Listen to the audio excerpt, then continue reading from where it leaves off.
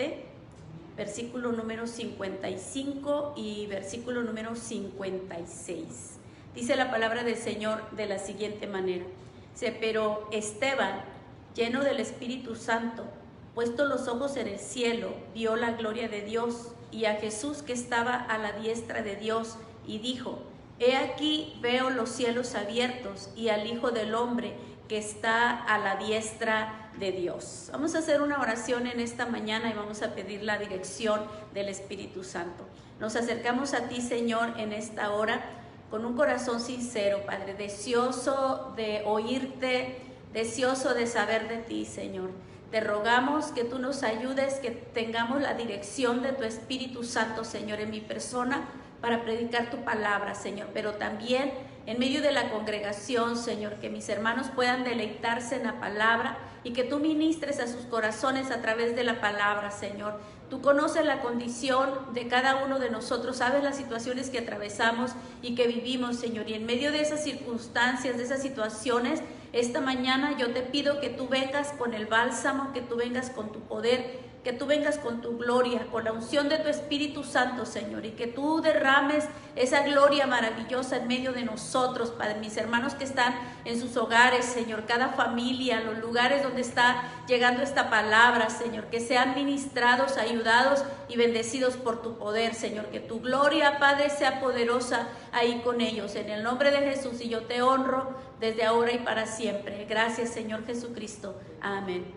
Amén. Bien, pues Dios les bendiga, gusto verles en la casa de Dios y cada uno de los que están en sus hogares también. Es una bendición poder llegar a ustedes para compartir la palabra del Señor. Hechos capítulo 7, versículos 55 y 56 son los versículos que he leído esta mañana. Y el miércoles pasado les hablaba acerca de algunas cualidades o virtudes en la vida de Esteban que lo hacen un hombre de valor. Yo mencioné que él es un hombre de buen testimonio. Eso es importante. ¿Quiénes somos nosotros? Nuestro testimonio. También que es lleno del Espíritu Santo. Y les mencionaba acerca de esto, de que para que una persona sea llena del Espíritu Santo es que tiene que buscar la presencia del Espíritu Santo, tiene que anhelar, tiene que pasar tiempo con el Señor. También que es un hombre lleno de sabiduría. ¿Cuántos de nosotros carecemos muchas veces de la sabiduría? Y que el Señor nos dice que si, la palabra del Señor, que si alguno tiene falta de sabiduría, que la pidamos al Señor y Él nos va a dar la sabiduría. También Esteban era un varón lleno de fe. Aparte de que era lleno de fe, lleno del Espíritu Santo. Dice, hacía milagros y prodigios. Les mencionaba también de que nosotros vivimos en este tiempo donde las personas necesitan la llenura, necesitan la ayuda, la bendición de parte de Dios en sanidad, en su vida personal. Y muchos vienen con nosotros y nos dicen, ora por esta necesidad, ayúdame a orar por esta necesidad. Para que nosotros podamos orar por esas necesidades y que Dios se glorifique, nosotros tenemos que ser personas llenas de fe y llenas del Espíritu Santo. Entonces esas son partes importantes en nuestra vida. Entonces, de acuerdo a lo que leemos en el capítulo número 6 de Hechos, los versículos 3 y 5, que es ahí donde leemos estas 5 virtudes o cualidades en la vida de Esteban: de buen testimonio, lleno del Espíritu Santo, lleno de sabiduría, lleno de fe y varón lleno del Espíritu Santo. Y esas son virtudes testimoniales de Esteban. Eso enseñaba quién era Esteban. La palabra del Señor nos está diciendo quién es él a través de estas palabras. Eso está describiendo la persona de Esteban. Este tiempo era un tiempo que la iglesia había crecido, la iglesia se había multiplicado, había persecución por un lado, cierto, pero al mismo tiempo la iglesia había florecido. Se habían añadido a la iglesia muchos, había alcanzado gran número. Y a través de ese gran número que tenían, pues se veían en la necesidad de ocupar más manos para realizar el trabajo en la casa de Dios. Esteban era uno de los que habían elegido y encontramos que dice la palabra del Señor que era un hombre lleno de gracia y lleno del poder de Dios para hacer estas señales y grandes prodigios. Entonces, un prodigio es un acontecimiento, un suceso extraordinario, fuera de lo normal. Estamos hablando de milagros. Entonces, esa era la vida, ese era el comportamiento de Esteban. Eso quiere decir que la demás gente podía darse cuenta quién era Esteban, que algo fluía diferente en la vida de Esteban, que algo había diferente en la vida de Esteban. Y eso hizo que las demás personas dirigieran su vista a Esteban, que lo miraran a él. Incluso la palabra del Señor no dice así, pero las luchas que Esteban tiene, no solamente porque había adoptado la vida cristiana, había abrazado la fe cristiana, sino que había estos acontecimientos sobrenaturales en él, que los que vienen en contra de él a lo mejor también anhelaban tener lo que Esteban tenía. Porque siempre que una persona sobresale por las virtudes o lo que hay en la vida de esa persona, llaman la atención de los demás y muchas veces se despierta la envidia o quieren apagar a esa persona o quieren hacerla a un lado. La palabra del Señor dice, Hechos capítulo 6, los versículos 9 al 10, dice: entonces se levantaron unos de la sinagoga llamada de los libertos y de los de Cirene, de Alejandría, de Cilicia y de Asia, disputando con Esteban, pero no podían resistir a la sabiduría y al espíritu con que hablaban. No podían resistir. O sea, es decir, todos se habían levantado, todos ellos que se habían levantado de la sinagoga de los libertos, estaban en una discusión con Esteban, pero ninguno de ellos podía resistirle. Es decir, no que Esteban supiera pelear mejor que todos, no. Lo que pasa es que los argumentos de Esteban eran argumentos basados en la palabra de Dios, y que era un hombre de sabiduría, era un hombre de buen testimonio, era un hombre lleno del Espíritu Santo, lleno de fe y lleno del poder de la gracia de Dios. Entonces, en el momento que él empezaba a hacer una defensa para la palabra de Dios, obviamente que nadie le resistía, porque le respaldaba poderosamente la gloria de Dios, el poder de Dios. Entonces, como este grupo de los libertos no pudo hacer nada en contra de Esteban, se fueron a buscar un grupo de personas que contrataron para que vinieran y hablaran falsamente en contra de Esteban, diciendo que Esteban hablaba o blasfemaba en contra de Moisés y en contra de Dios. Obviamente esto despertó furia entre la multitud, entre la gente, en contra de Esteban, porque no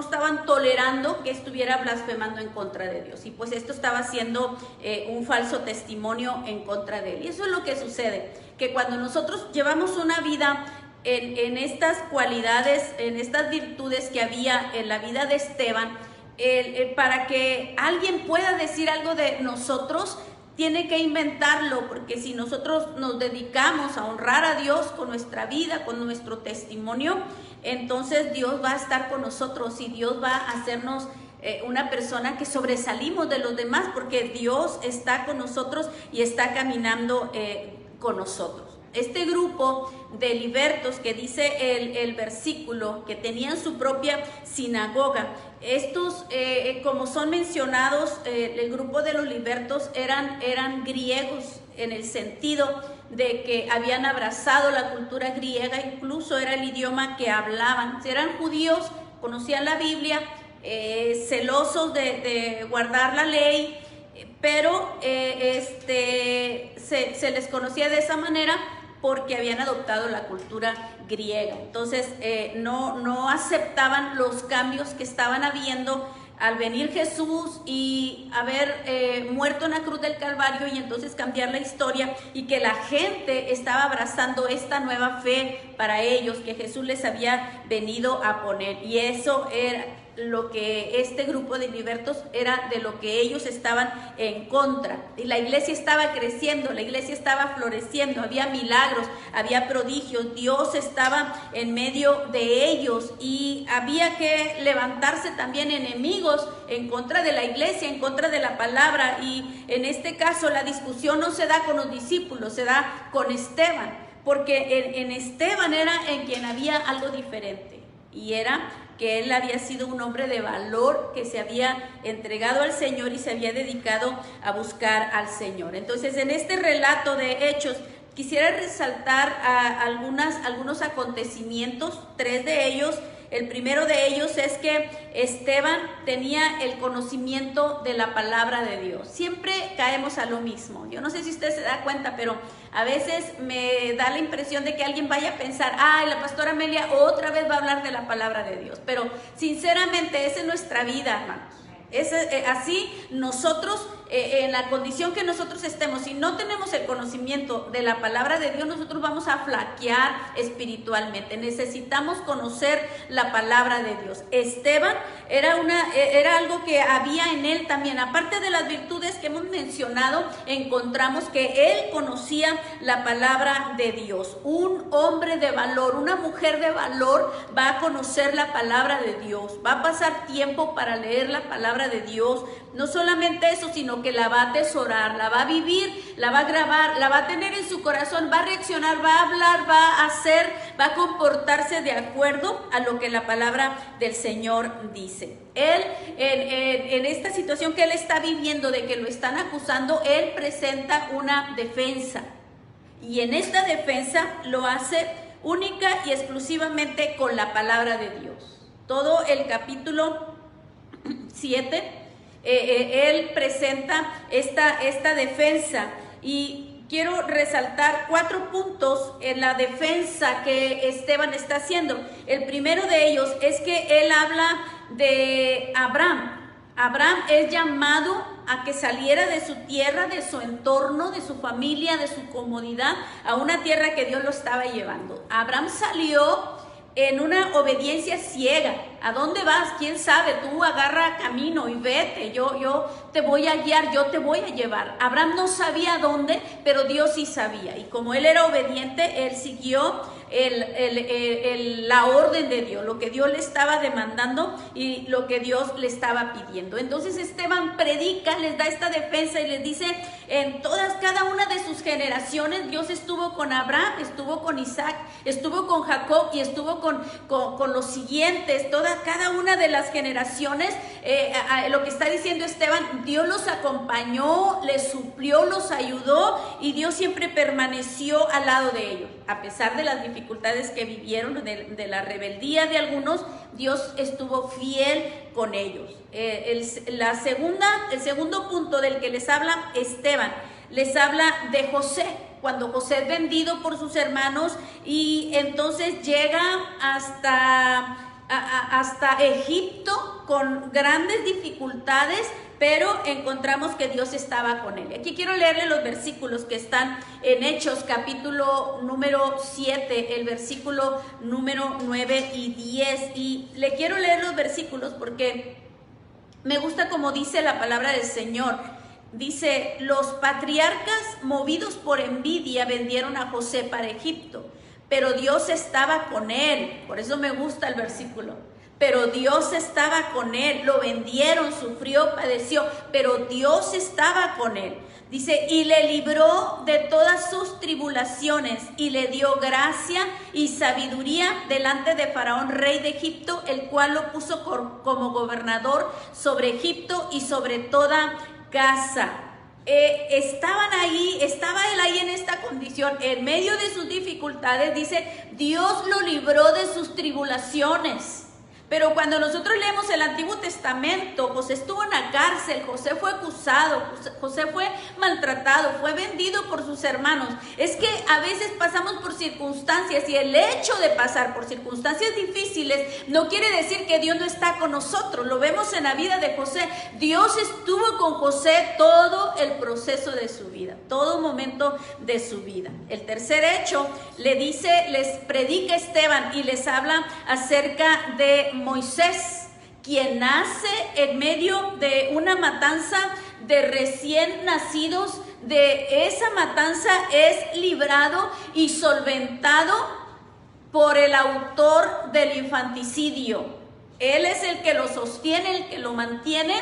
Lo adopta la hija de Faraón, pero pues obviamente es Faraón el que tiene la riqueza, el que tiene la casa, el que tiene dinero, y es el que entonces solventa la educación de Moisés, hasta llegar a pasados 80 años para regresar a Egipto, donde Dios lo levanta como libertador para traer libertad al pueblo que para este momento se encontraba en esclavitud. El cuarto hecho, Esteban, al dar su defensa, les habla acerca de David y acerca de Salomón. Y acerca de David y de Salomón les habla porque David tiene en su corazón el deseo de construirle casa a Dios, pero quien lleva a cabo el trabajo es Salomón. Básicamente el Esteban en su predicación les habla de abarcando en estos 4 sencillos puntos como yo se los presento, pero está abarcando toda la historia de los planes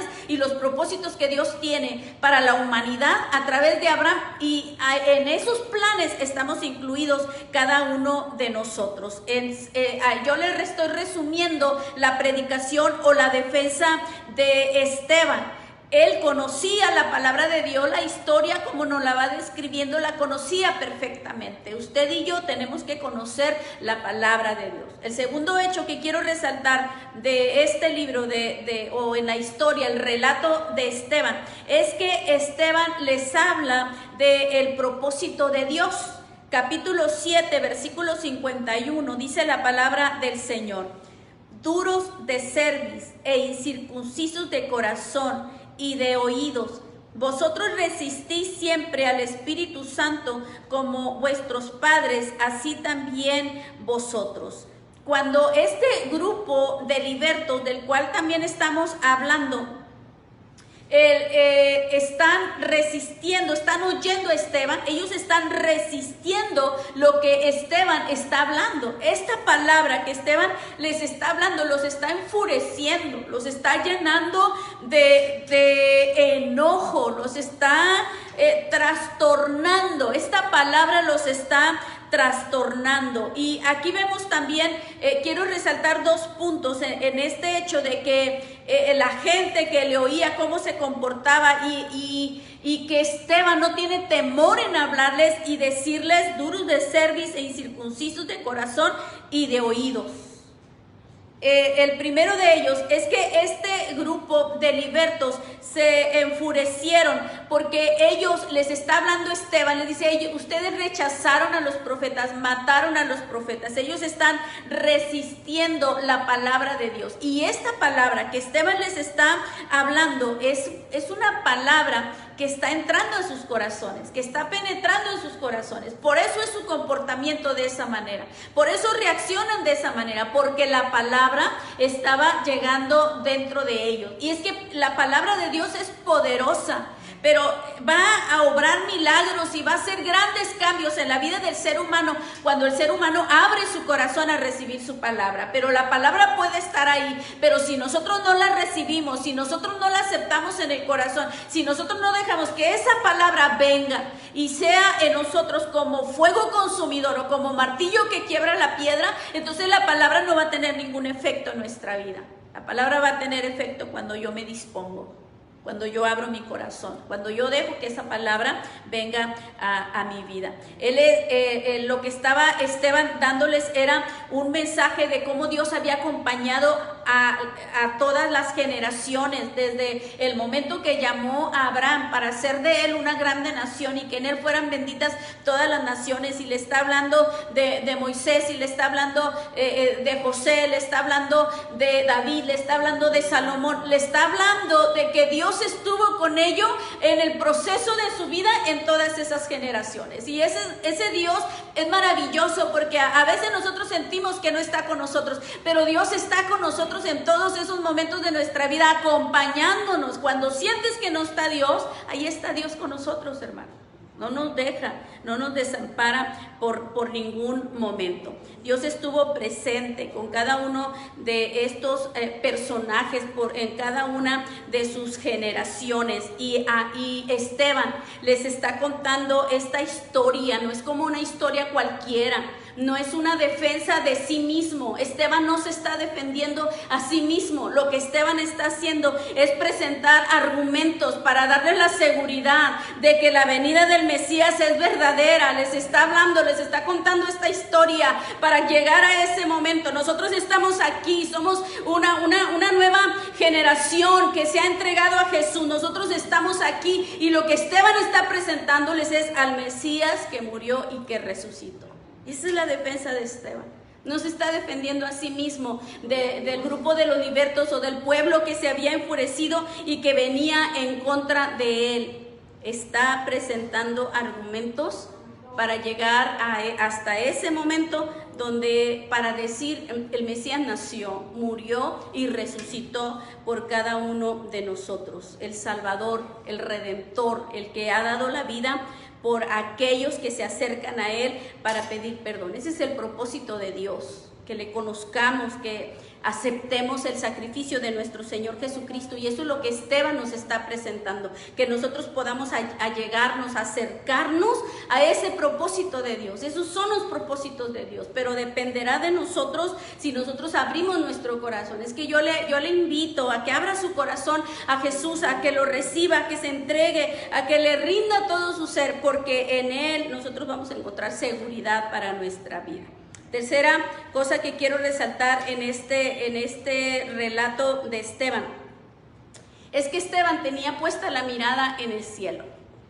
Cuando nosotros nos empeñamos en poner nuestra mirada aquí en la tierra, nosotros lo que recibimos es traición, engaño, lo que recibimos es frustración. Cuando nosotros confiamos más en el hombre que en Dios mismo, incluso la Biblia dice, maldito el hombre que confía en el hombre. Cuando nos empeñamos en apoyarnos más terrenalmente en las cosas que pudiéramos tener aquí en la tierra, es entonces cuando nosotros salimos lastimados, porque el único que a nosotros nos puede dar una condición de bienestar es Dios. Dice la palabra en Hechos 57, capítulo 7, versículo 57, dice: entonces ellos, dando grandes voces, se taparon los oídos y arremetieron a una contra él, y echándole fuera de la ciudad, le apedrearon. Los testigos pusieron sus ropas a los pies de un joven que se llamaba Saulo, y apedreaban a Esteban mientras él invocaba y decía: Señor Jesús, recibe mi espíritu. Encontramos de que ellos se tapaban los oídos, no querían oír el mensaje, la palabra que Esteban les estaba dando, y dice que entonces arremeten contra él.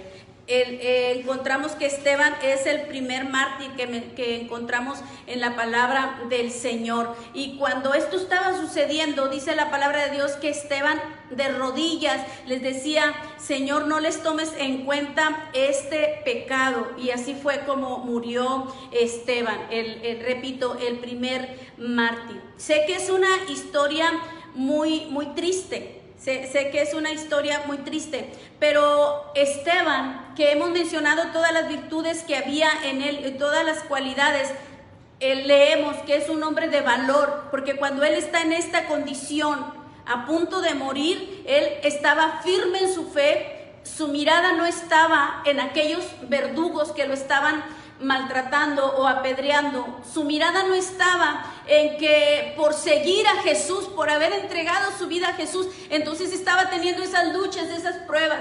Su mirada tampoco estaba en que porque va a la iglesia o porque es un hijo de Dios, entonces le vienen luchas y le vienen pruebas. La mirada de Esteban estaba puesta en el cielo, y eso lo hace un hombre de valor. Nosotros en estos tiempos tenemos que poner nuestra mirada en el cielo. La tierra es pasajera, las cosas aquí en el mundo son pasajeras, lo que perdura es la eternidad en Cristo Jesús. Habrá situaciones aquí en la tierra que nos decepcionen, que nos duelan, que nos lastimen, pero nosotros tenemos que mantenernos firmes como hijos de Dios, como hombres de valor, como mujeres de valor delante de Dios.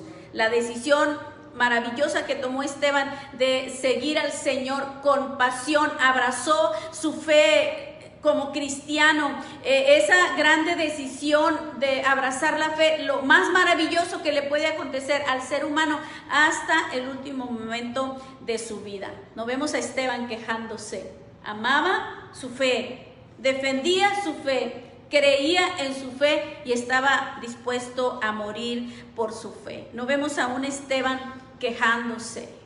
No vemos a un Esteban maldiciendo a sus verdugos que lo estaban apedreando en ese momento. Dice la palabra de Dios que el grupo de libertos, el pueblo que estaba ahí cerca de él, rechinaban los dientes de coraje, de sus corazones endiablados, enfurecidos, trastornados. Se tapaban los oídos, movían su cabeza, se estremecían de aquella palabra poderosa de parte de Esteban que les estaba hablando, porque era una palabra llena de gracia y llena del poder del Espíritu Santo que estaba tocando, estremeciendo el corazón de aquellas personas. Y vemos a Esteban, mientras ellos se tambaleaban de esa manera, a Esteban lo vemos de lo más tranquilo, en medio del dolor, porque dice la Biblia que muere apedreado.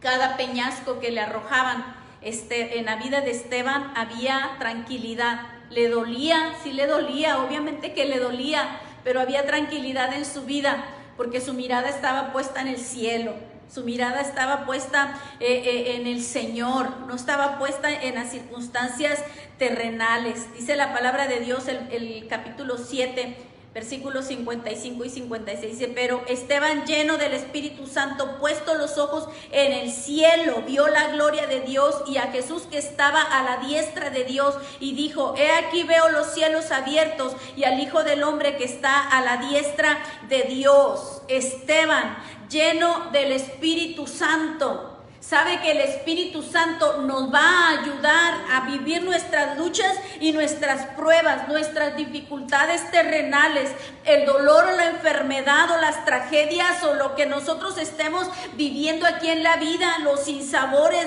la tristeza, lo que sea, hermanos. Cuando nosotros estamos llenos del Espíritu Santo, saldremos victoriosos. Entiéndame una cosa, Esteban no fue librado de ser apedreado, de morir de esta manera, pero él podía sentir y saber que Dios estaba con él. Un cristiano de valor, un cristiano que ha crecido en su fe cristiana, va a entender que a veces pasamos por dificultades, tragedias, pero eso no quiere decir que Dios no está con nosotros. Dios está con nosotros, hermanos. Somos sus hijos, somos sus pueblos, somos su pueblo, nos ama y Él en todo momento nos quiere mostrar su gracia. Dice el versículo también, aparte de que estaba lleno del Espíritu Santo, Esteban puso sus ojos en el cielo. Tenemos que poner nuestra mirada en Dios, quitar nuestra mirada de las cosas de la tierra. Aquí nosotros muchas veces encontramos la seguridad en el dinero, encontramos la seguridad en las propiedades, en las posesiones. Pero nosotros tenemos que aprender que nuestra mirada no debe de estar puesta ni en el dinero, ni en las posesiones materiales, ni en nuestras fuerzas, porque nuestras fuerzas se pueden acabar. No puede estar tu mirada puesta tampoco en tu salud en este tiempo que todos tambaleamos y que en un instante la historia nos puede cambiar. Tampoco podemos poner nuestra mirada porque alguien pudiera decir soy fuerte, soy joven, o porque alguien pudiera decir tengo esto, tengo aquello. No podemos poner nuestra mirada en nada, hermanos, porque todo nos puede cambiar en un instante. En quien tenemos que poner la mirada es en Cristo, es en el cielo. Hebreos 12, versículo 1 y 2 dice la palabra del Señor: por tanto, nosotros también teniendo en derredor nuestro grande nube de testigos, despojémonos de todo peso y del pecado que nos asedia y corramos con paciencia la carrera que tenemos por delante. Puesto los ojos en Jesús, el autor y consumador de la fe, el cual por el gozo puesto delante de él sufrió la cruz, menospreció el oprobio y se sentó a la diestra del trono de Dios. Puesto los ojos en Jesús, el autor y consumador de la fe. Deje de poner sus ojos en las cosas materiales, de poner sus ojos en las cosas pasajeras pasajeras y póngalas en Cristo Jesús, ahí donde puede ayudarnos. Confiamos a veces en las personas y las personas nos traicionan, las personas nos dan la espalda, pero Cristo jamás hace eso. Él está ahí para nosotros. Puesto los ojos en Jesús, ponga los ojos en Jesús, ponga los ojos en Jesús, ponga los ojos en Jesús. No aparte su mirada de nuestro Señor Jesucristo. Colosenses capítulo número 3 versículo 1 dice: si pues habéis recibido con Cristo, si pues habéis resucitado con Cristo, buscad las cosas de arriba donde está Cristo, sentado a la diestra de Dios. Poner la mirada en las cosas de arriba, no en las de la tierra. Poner la mirada en las cosas de arriba y no en las de la tierra. Perdemos mucho tiempo a veces entretenidos en las cosas aquí en la tierra, pensando en las cosas terrenales, que se nos van los días, los meses, los años, sin pensar en el cielo, que nuestra mirada debe de estar puesta en el cielo, porque una eternidad es tan maravillosa, tan grande, no tiene fin. Y la vida que vivimos, ¿cuánto podremos vivir? Se hace nada comparado a esa eternidad. Piense en el cielo y ponga su mirada en el cielo. No se desvíe.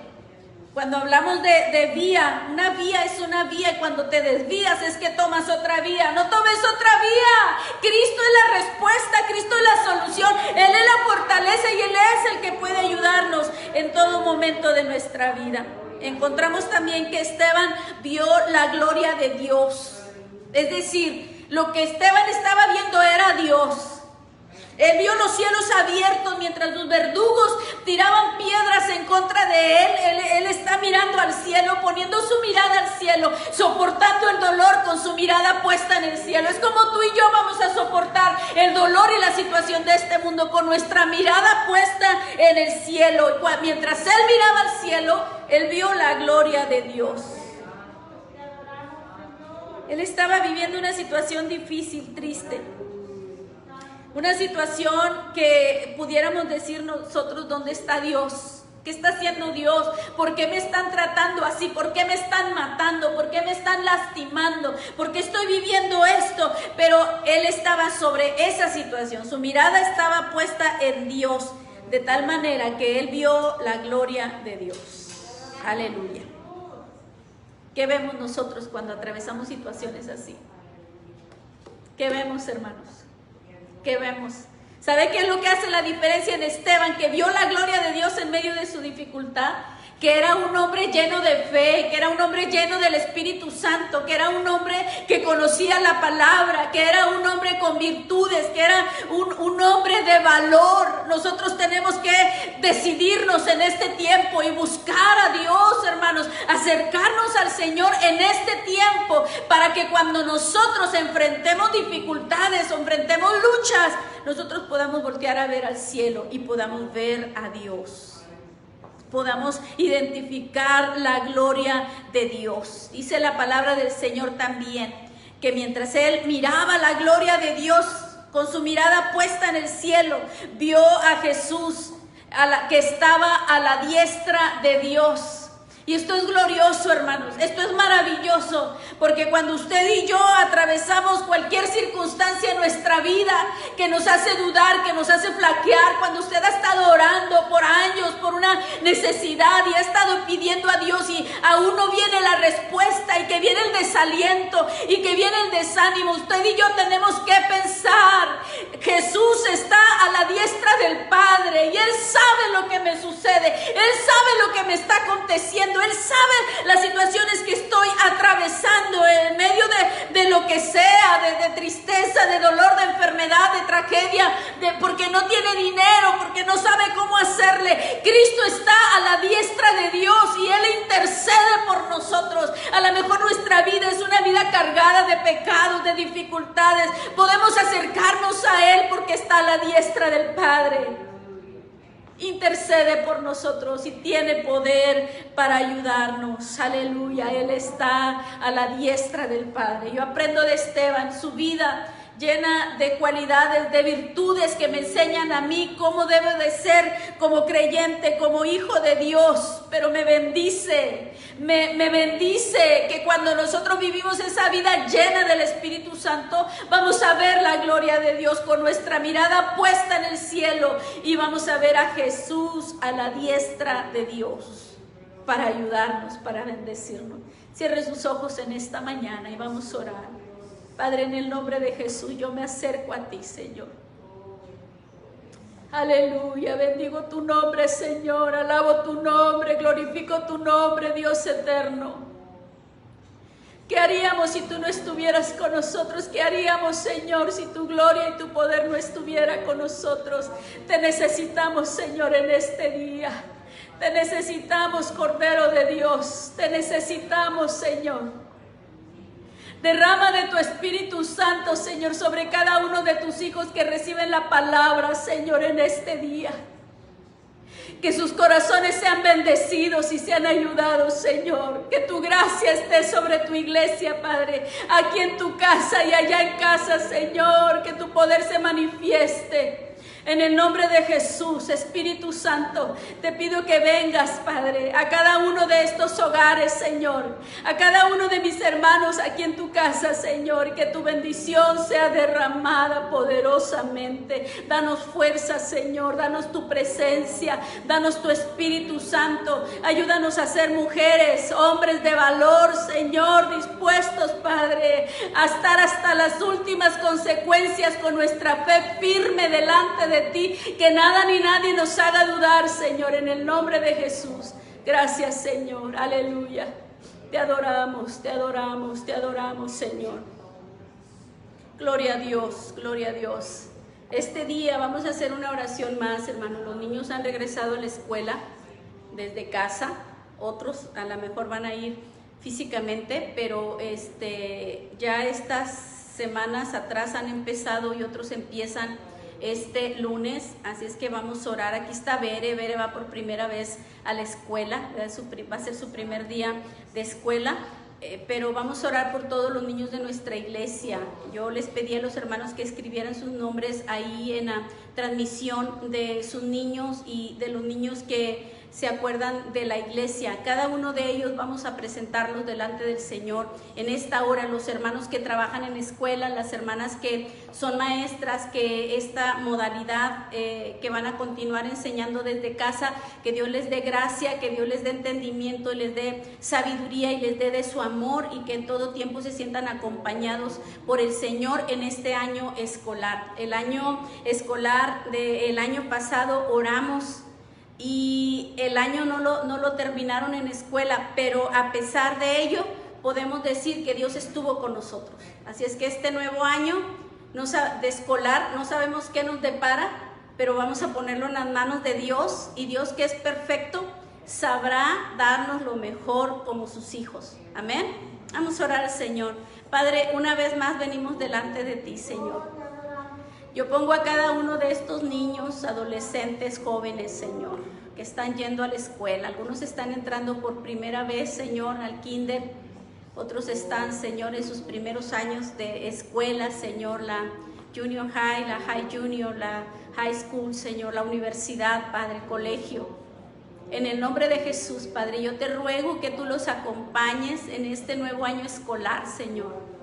Guárdalos, protégelos, cúbrelos, Señor, con tu poder y tu gloria. En el nombre de Jesús te lo pido, Padre, por cada una de las maestras, Señor, que estarán impartiendo clases desde sus hogares o que tendrán que ir, Señor, presencialmente a las escuelas. Sé con ellas, Padre, en el nombre de Jesús.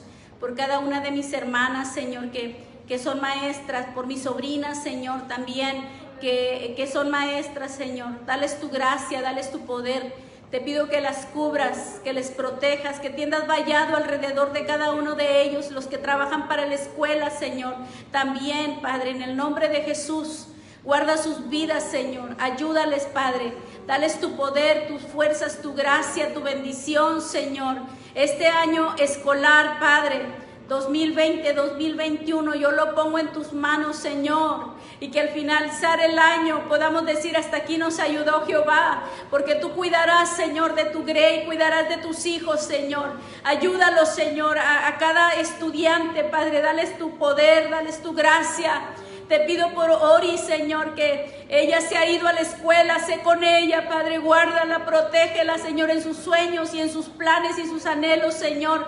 Sé tú presente para dirigirla, para guiarla, Señor, y las promesas que tú le has dado sean cumplidas en su vida, Señor. De la misma manera, Padre, por cada uno de ellos, por Josué, por Elisa, por Dani, Señor. Ayúdalos, Padre, en sus estudios, Señor, por cada pequeñito, por Bere, que está aquí esta mañana, Señor, que por primera vez, Señor, entra a la escuela. Ayúdala, Señor, en el nombre de Jesús, Padre. Yo pongo, Señor, a cada uno de mis hermanos y cada familia que está relacionado con el trabajo de la escuela, la enseñanza o el trabajo o los estudiantes, Señor. A ti te honramos y te glorificamos porque eres un Dios que permanece fiel y que siempre es fiel para con nosotros. Gracias, Jesús. Amén. Aleluya.